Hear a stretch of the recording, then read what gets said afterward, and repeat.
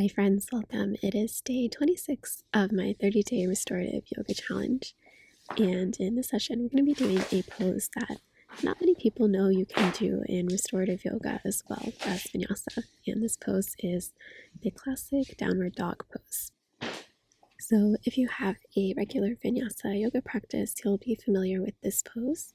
If not, that's okay. I will walk you through it. What we're going to do is we're going to stand in front of a prop like a chair or the wall, and we're going to basically do a downward dog where our hands are supported on the prop so we're not resting our full weight into our hands or our shoulders. So I'm going to be using my kitchen bar stool, and because it's not tall enough, I'm also going to stack some extra blankets folded on top of it to bring the height up to a height that's comfortable for me. Definitely play around with the props and use as many blankets as you need. You can also do this pose from the wall. In this case, you won't be using any props, just your hands and walking down from the wall. So to get into it, we're going to come into face the prop or the wall, and we're going to put our hands on it, and I find it easier to fold my elbows and rest my head, and then walk backwards until you're kind of in this parallel L shape. You can always adjust if you feel that the height is not comfortable for you to rest. We will not be in this pose too long, 5 minutes tops. It's a very, very activating pose, at least it was for me. But you still want to be somewhat comfortable. You shouldn't be, screaming in pain. If you're in pain, definitely come out. So this pose is very activating on the legs. For me, it really makes my hamstrings feel a lot of sensations, and it's great for lengthening the legs as well. I think I would encourage you to be a little bit more active in this pose rather than passive. So play around with it, pedal out your legs, bend a knee, bend the other knee, feel into it, and just explore your body in this pose. It's not a pose that you need to be still for. The point is not to, rigidly not move and then feel really sore. The point of this pose is to help us feel into our bodies and, stretch them, feel into them, and help us to be calm in them. And if that is requiring movement for you, by all means do it. You can also play around with lifting the toes, lifting the heels, feeling what it feels like when the legs are, not fully balanced on the floor flat, but having a little bit of weight shifted in and out of them. And you can also play around with your top half. You could, remove the bend in your arms, bring them straight, hold on to the chair with straight arms. That would be a little bit more active. Or play around with resting into it. If you're using the wall, you're probably going to start by, putting your hands in front of you on the wall and then walking your hands down until you're in this L shape. You're not going to have as much freedom to experiment, but you will have the freedom in your legs to kind of lift one up or experiment with the heels and the toes. And as always, especially if this pose is more challenging or activating for you, don't forget to breathe.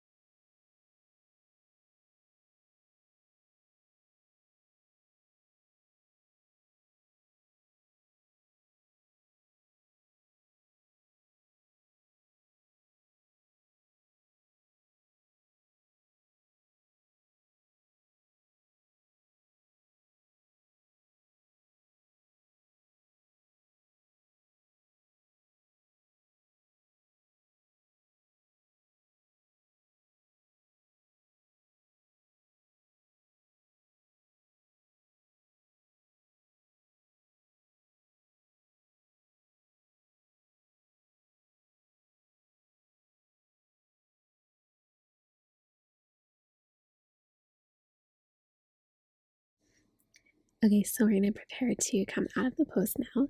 If you want and you haven't done so already, I really encourage you to experiment with bending the legs, bending a knee at a time, pedaling them out, lifting the heels, lifting the toes, just feeling into all the different sensations that we can create in our hamstrings and our legs just by being in one position and adjusting our weight.